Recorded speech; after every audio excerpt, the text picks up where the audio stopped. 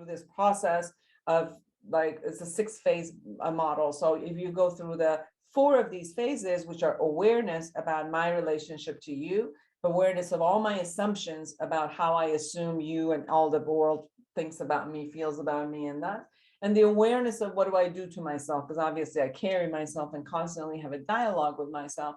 Do I scold myself? Am I nice to myself? Do I punish myself? Warning, warning. As a medical doctor, I must inform you that there are side effects to this coaching session. Beware. It may enhance your self-esteem, cause you to experience vibrant health, encounter long-term weight loss, heal damaged relationships. Warning, there are side effects to this coaching session. It may increase your enthusiasm for life and bring about hope. It may cause you to have productive and optimistic thinking. It could even help you not allow messed up people to ruin the rest of your life, and help you realize the masterpiece that you are, and empower you to be the boss of your brain. Warning, these side effects may be long-term. This is Dr. Isabel from Doctoronamission.com. How are you doing? I'm doing fabulous. You just had a little vacation? I turned 60. No way. Yes. And then I went on vacation. I went to Barcelona and Lisbon. I've never been there before.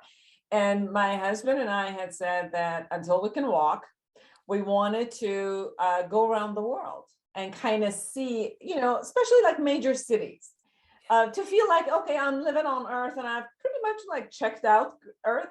So this COVID thing didn't allow us for 2 years. And then it was like, you know what? I'm 60. We're doing this. Yeah. So we went to Lisbon, we went to Barcelona. I'd never been there before, and I loved it. Are you going to move there? I was thinking of 1 month in Barcelona would be really nice, because now I'm seeing a lot of clients on Zoom, and my husband is working with China, Hong Kong, everything on Zoom. And I'm like, I know. It has really helped us out, hasn't it? Yes. Yeah, we've benefited. Hey, how about if I introduce you to the listener? Because I haven't done that yet. Okay. Dr. Foojans Journey is a psychotherapist that I have just met, and I just got to share her with you guys. She's a psychotherapist, a radio podcast host, international speaker, and author. She has her doctorate in clinical psychology, strong work, and is a licensed marriage and family therapist practicing online and in her office in Southern California. Good old Southern California. I love it. Dr. Zeine is the originator of awareness, integration, educational and psychological therapy and intervention, and is also the author of 6 books. Wow, how did you do 6 books? I did 1 and it was so painful. It's an act of love, isn't it? Yes, it is. 6 showing books up for me, and then it just gotta, be shared with people. That's how it shows up. That's great. So author of 6 books, including Life Reset. I'm sorry, the author of 5 books. She is also the host of A Heartfelt Chat with Dr. Foojan at 𝐾𝐸𝐻 1490 AM ABC Radio. And she's appeared on the Dr. Phil Show and is a guest speaker in universities, including Harvard. Congratulations. Thank you. Welcome, Dr. Foojan. I'm so glad you're here with us. It's sweet to be with you, and it's so nice to meet you, and it's so nice to meet everybody who's going to be with us. Yes. Well, I'm here in New Zealand, you're in California, but this goes out to the world, which is what the beauty is of what we're doing, is just sharing this information, this nutrition for the brain. Yes. I wanted to start off asking you, what about your journey that's encouraged you to develop the awareness integration theory? I'm an immigrant. I originally came from Iran. I was born, and then I migrated at 12 years of age, pretty much alone. I had gone through a lot of childhood abuse, sexual abuse, and like neglect. And then I came to the US at 12 and pretty much raised myself. So you could imagine, I was a survivor. So by age, let's say, at the time I said, by age 30, I want to make it. I want to have my own home. I want to have my business. I want to do this and this and that. And I did. And then it was more like I was suffering so much internally, nothing made me happy. And I crumbled everything. I got a divorce. I let go of my business. And I was just like very depressed. And I'm like, oh, something's not working. So it's not like go, have a dream, make it, you're going to be happy. Well, I created the dream. I survived all of the stuff. I made it and I wasn't. So that concept took me to therapy. And side by side, I started going to all of the, self-actualization seminars. So it was the coaching, it was spirituality, it was psychotherapy. And it was like, I was gonna look at me and see what's going on. And so I opened up to this world of amazing theorists and, psychotherapists and educators and all of that.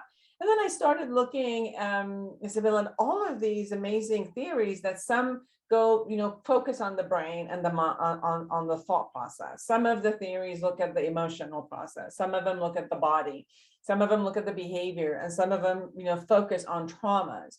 And I just went and learned all of them. I learned hypnosis, I learned eye movement desensitization reprocessing for trauma. I learned, cognitive behavioral, emotional focused therapy, tapping therapy, anything that was there that was going to be offered, I was going to be the first one who was going to learn it. And then not only worked on myself and went to therapy a lot with those people who, with the type of theories that they were offering, learn and to see how it works on me as a client. And then I did it with my, work with so many people for 30 years. One of the things that I really saw was that there's an awareness missing. So we don't raise our children with making them aware of who they are. Usually it's almost like, watch the society, watch not pissing off anybody, watch what everybody's doing and do it, versus who am I? How am I thinking? How am I feeling? What am I behaving? What are my actions? What am I intending? And how do I impact my life with this way of thinking, emotions and behaviors? We don't teach our children. It doesn't happen with parenting. It doesn't happen with school systems. So people kind of just grow up, survive growing up, and then somewhere around 20s, 30s, 40s, they're like, oh, what happened? Let me go back and check. And then it's like, oh, look at all of this, and let me like redo my life.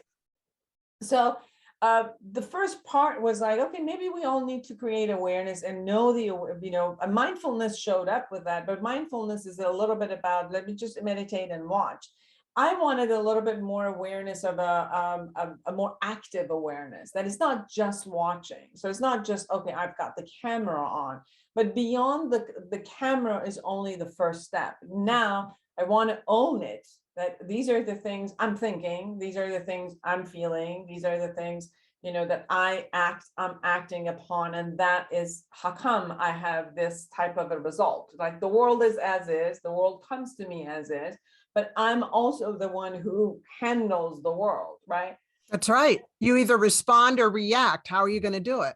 Exactly. So I thought that type of an awareness was important for us to now be even taught through childhood. So be taught to parents and be taught to educators, and maybe we could take it to school so kids could start learning this thing about themselves as they're growing up, versus finally coming to therapy at age 30 and learning these things and going back. But even the therapy world was more like, you go in and they're like, what did your mother do to you? What did your father do to you? What kind of stuff? And it's always their fault, versus, well, yeah, they did what they could. And yes, you went through some traumas and all of that, but what did you make it out of it? Because some people can fall, some people can break, and some people become resilient, some people actually grow. So it's like, there's something about us that handles all of the stuff that happens around the world. And then there was also this part that I saw that we would take, as a therapy world, we would take people to their childhood and we would refocus on all of those. Isabel, we were actually re-traumatizing people. Right, exactly. You know, and I was like, well, none of these belief systems are dismantling. The best that is happening is our clients are crying a lot. There's a lot of tissues that are going. They're getting, you know, reactivated constantly. And the most that they can do is they're going to get activated. They're going to react. At one point, they catch themselves and they challenge. I'm okay, and I let go. But they're always in turmoil until they catch themselves. And it was like, you know what? If we made up these belief systems, then we should be able to dismantle them. But we had to first own them, know where they came from when we made those decisions in order to dismantle them. So then, obviously, from hypnosis, from EMDR, from many of the techniques that are out there, I brought the best that was out there and created this kind of like the formula that you could find the core belief, you could find the emotion and what is in your system, and then go find the earliest memory that you have and bring upon and the time that you made these decisions, and then reintegrate it into your system. Reintegrate it from your adult side, who's actually looking, from who you are, from your strengths, from your resiliency, from skills you've learned now, to that vulnerable side of you who was stuck, who was powerless, who got frozen in time, in a sense, and reintegrate this. And then as we do this in every area of life, so you do go through this process of, like, it's a 6-phase model. So if you go through the 4 of these phases, which are awareness about my relationship to you, awareness of all my assumptions about how I assume you and all the world thinks about me, feels about me, and the awareness of what do I do to myself, because obviously I carry myself and constantly have a dialogue with myself. Do I scold myself? Am I nice to myself? Do I punish myself? So first 3 phases are this type of awareness, and then the 4th phase is finding the core belief, going, dismantling, coming back, reintegrating, coming. Now we do this 4 phases, Isabel, in every area of your life. So your relationship with people, acquaintances, friends, work, money, mate, sexuality, children, siblings, parents, yourself, your illnesses, your addictions, your body, nature, universe, death, and God. And any other area you think you might have. I think you've kind of wrapped it up. And the reason I thought we should do this is because imagine that I'm 2-year-old, 3-year-old, and I decide that I'm not good enough because my mother was scolding me at one point or wasn't paying enough attention to me. And I decided, obviously, I'm not good enough. So then I go to school, and the first time a teacher says something to me, and they're just being the teacher, right? Right. They might say something to all of it, but if the teacher says something to me and I'm like, see, I'm not good enough. So this goes in the area of like relationship with others. Then my friend says, which all friends say, I don't want to be your best friend anymore. I'm like, see, I'm not good enough. And then I become, like a teenager, and I'm falling in love with somebody. And at the beginning, like, no, I don't want to go steady with you. See, I'm not good enough. And then I go to work, and everybody who's gone to work at one point got fired, or, they told them they didn't get a good evaluation, and see, I'm not good enough. So you could see, and then they become a parent, and obviously at one point they're not good enough parent. And you could imagine that one little belief that started here, it kind of like, has its web in every area of life. So when somebody comes to work on one area, you see that the thread is also in all the other areas. So I said, hey, if we're dismantling core, let's do it in all the areas because we want to clean up. Right. I love it. You're going to clean up.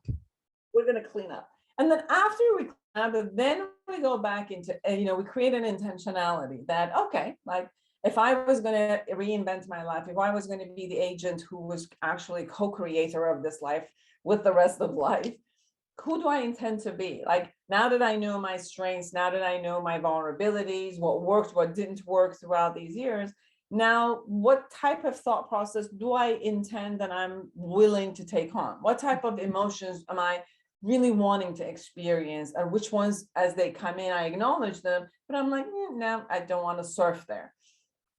Which type of behaviors am I willing to do, and which type of behaviors I'm not going to do. I'm choosing not to do them. And what kind of impact, what kind of results I want to create and in the outside. So we could create a mission statement. You know how companies have a mission statement? Yes, absolutely. We can create a mission statement. This is how I'm going to operate in life and in every area of life. And after making that mission statement about who I intend to be, then what I will do is go back to all of these areas of life, almost 21 areas of life, whatever is applicable, and then create who I intend to be in that relationship, in that area, and set up goals and action plans, and then create a system of accountability buddies, and a way that structure can maintain. So it's a model that is accumulated from a lot of great theories out there. Every intervention that has worked out there was like, bring it into the soup, the best of the best, bring it into.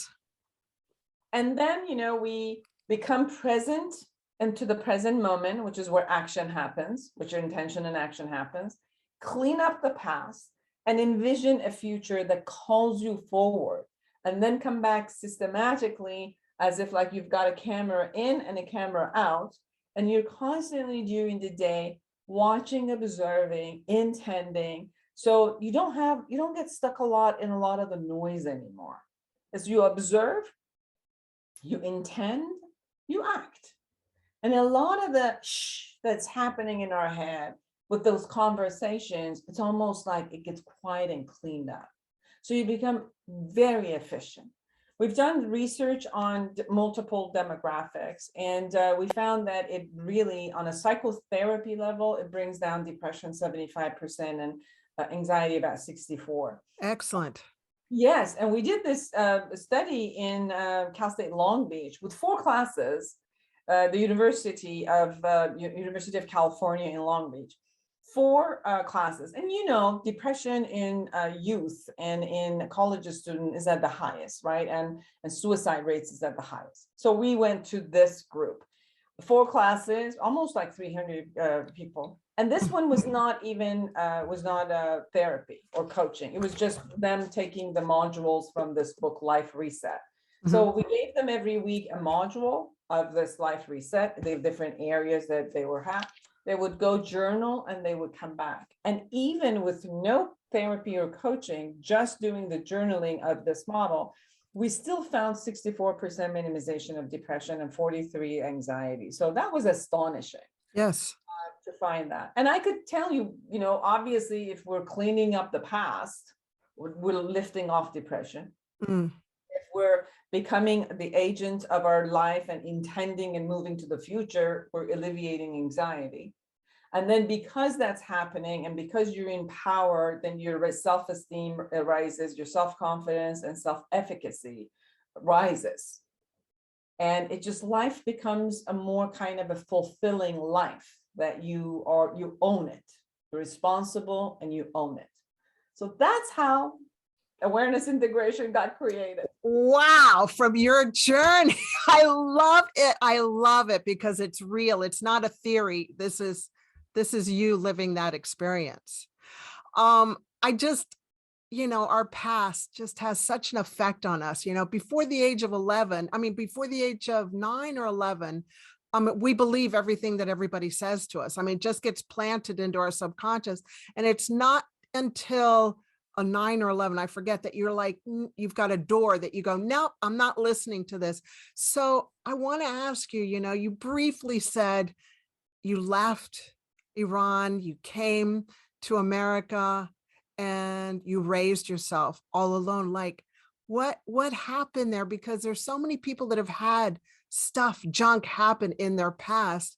How did you go about with this integration theory? How did you go about cleaning that up? Well, I was sexually molested from the age 3 to 8. And then I was in a family of a divorced parents, which my mother was very, very active and famous in Iran, and she was very much into her career. So it was more like I was just kind of out there trying to figure out who I am. And they were beautiful human beings. They just weren't necessarily made for parenting. Right. And then because of a lot of the rebellious and rage that I had because of not being parented, it was more like, okay, these opportunities showed up about boarding schools in the United States. And so I was kind of sent to go on because you're too much trouble with your rage. So go on. So I went into boarding school, and I was. At what age? What age did you go into boarding school? So I came at 12 and went to a boarding school in the United States with, obviously I was there. And then at age 15, I graduated high school and I went to the university. But then the revolution in Iran happened. So all of the financial pieces, my mother lost her job and you know, in entertainment and all of that, and was nothing. So at age 17, I had to actually quit school and start working 3 jobs in order to just, you know, live, basically. So I started working really hard in order just to survive, and then put myself back to school. So I had to earn money because the money couldn't come from, you know, my family anymore. So I had to earn money and put myself back to school. So, you know, going back, it was a lot of survival game. Basically. Yeah. I think I was the only 15-year-old who came and said I wanted to have an apartment. And they're like, well, we don't give you apartments until 18. I'm like, well, what do you want me to do? I need to go have an apartment. So they gave me an apartment. Because like, that's what I need. That's what I need. Or I had, you know, the check that came from Iran, and I went to the bank and I'm like, here, you know, can I open a bank account where you're not 18? Well, like, what am I going to do? This is my passport. This is my check. Please open a bank account for me. And they did.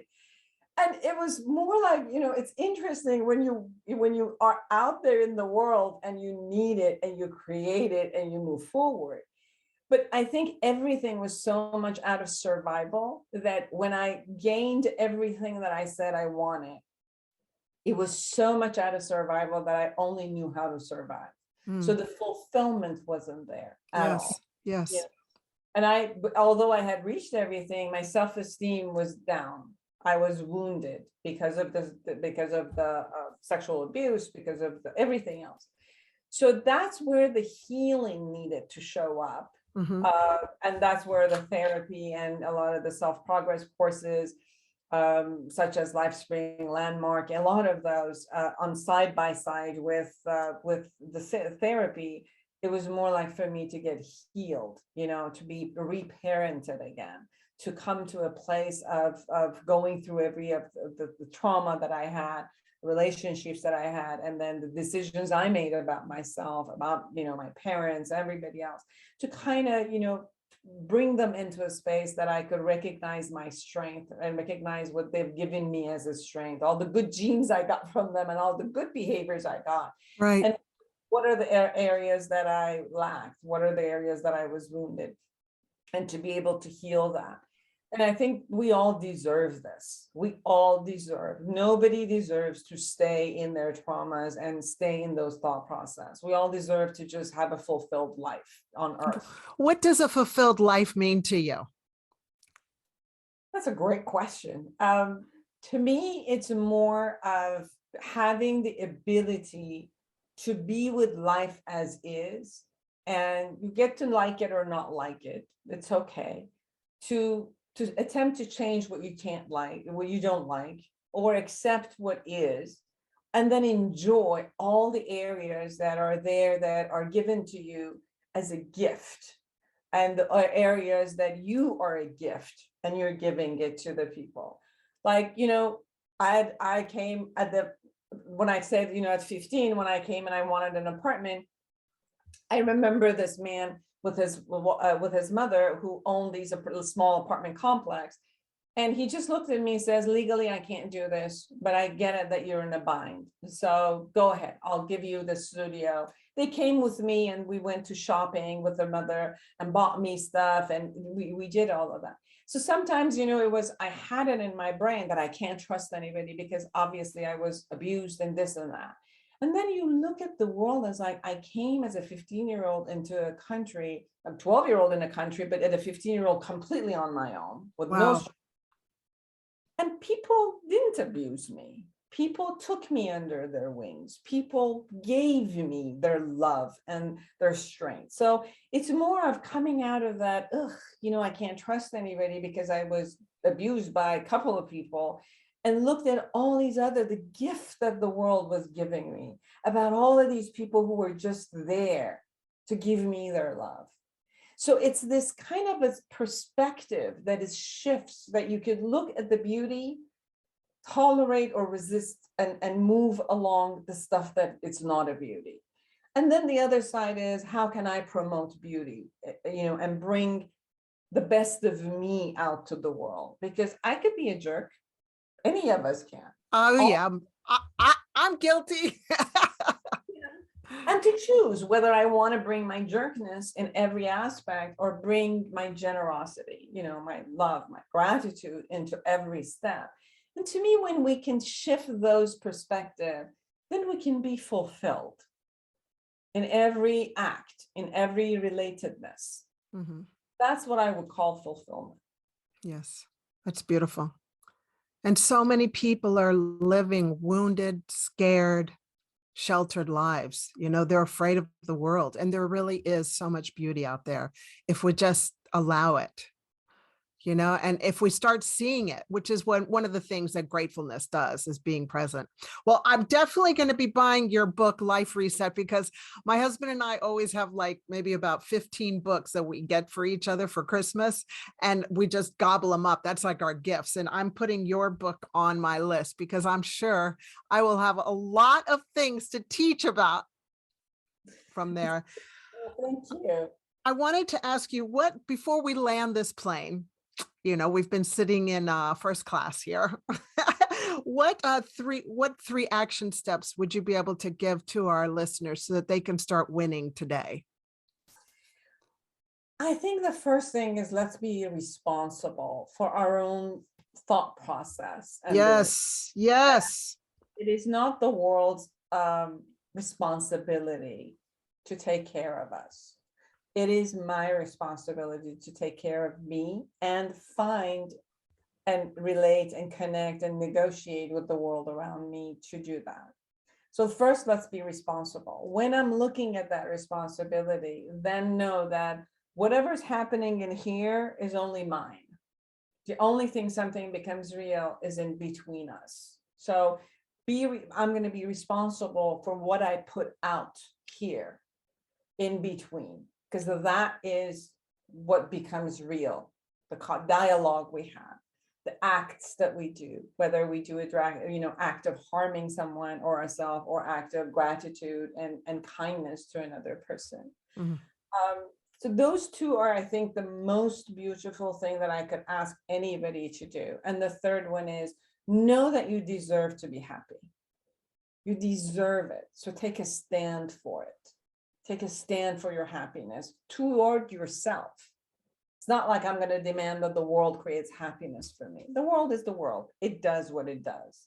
It's more like, if I know that I deserve it, it is my right to create it, then I would do anything. And whatever is your game, you could do it through spirituality, you could do it through cleaning up, your brain and do the psychology of it. You could do it through philanthropy, you could do it through helping others. However it is that you can get a project bigger than you, I think that creates fulfillment for us. Mm-hmm. Amen. I love that. A project bigger than you. Like, yeah, that's so me. I get that. And I love that. I hope everybody got that. Have a project bigger than you that will serve so many people. And you're in the schools, which is where it needs to start.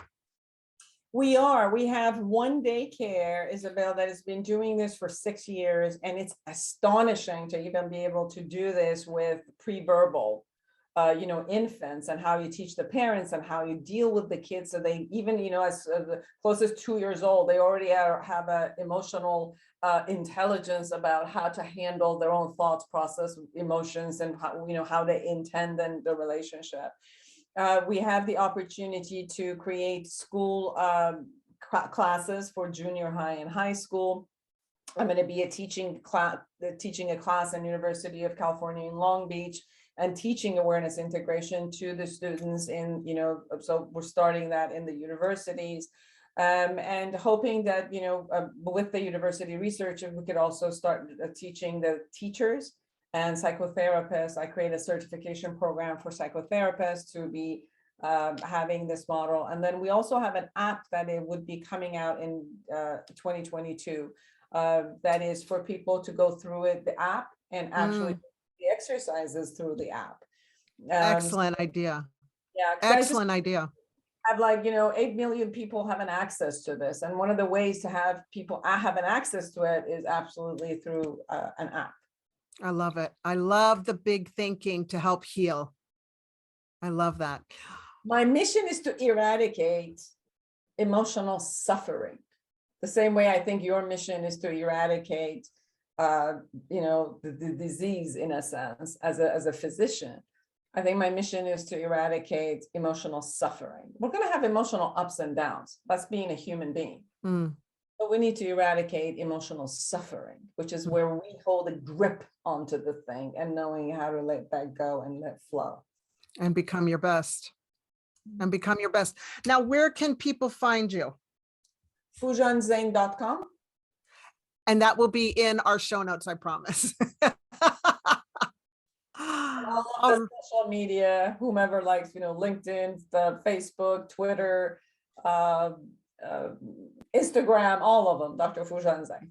Great. And can just lift up your book one more time so people can see. Life Life Reset. Yes, I love it. Can't wait. I love the cover too. And the tree, one with leaves, the other one bare. I think I want to be on the side with all the leaves. I think so. Yeah. All right. Anything else you want to say in the last minute before we say bye-bye? It was a joy talking to you. You're like a star that shines. Your laughter, your energy. It's welcoming. It's promoting. It's you're amazing. So thank you for giving me the opportunity to meet with you, to dialogue with you, and to be with your audience. Thank you. I look forward to working with you in the future too, Dr. Foojan Zeine. And that's a wrap for us, everybody. Thank you for joining us at the MD and Chef Team podcast. And before I go, please remember to remain unstoppable. Chase down whatever you are, whatever in your heart, know that it's in your heart for a reason, and just remain unstoppable. I love you and have a super fantastic day. Bye-bye.